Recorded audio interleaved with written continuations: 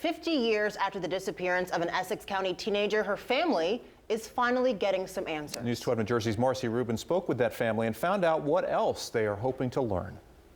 I always wanted to find her, but I didn't want to find her this way. It's been more than 50 years since Kathy Unterberger last saw her older sister Nancy Fitzgerald. Only a year apart, the girls were close when they were little.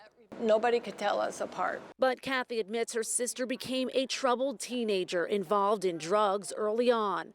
When Nancy was 16, she disappeared, last seen on Easter Sunday at the family home here on Moore Avenue in Bloomfield. The story begins with a 15-year-old girl overdosing, and she started telling the story about this man. We met with Kathy and her husband Rusty near their home in East Stroudsburg, Pennsylvania tonight. She keeps an old newspaper article which says that after an overdose, Nancy turned on her dealer, leading to his arrest.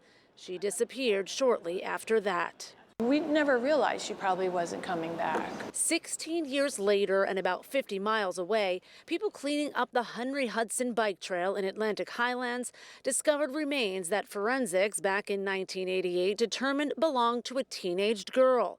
A composite created looks very much like Kathy did back then. I don't remember her looking like that.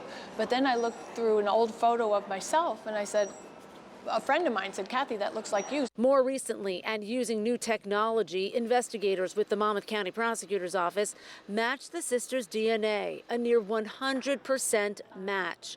Thankful to finally have answers, but leaving any hopes that Nancy was still alive dashed.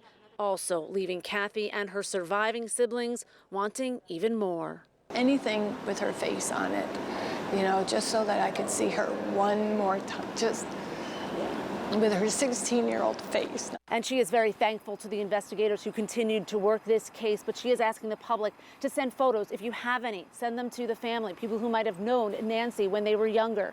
She's hoping that will bring not only a piece of her sister back to the family, but also some of those answers they desperately seek, including exactly how Nancy died. In Bloomfield, Marcy Rubin, News 12, New Jersey.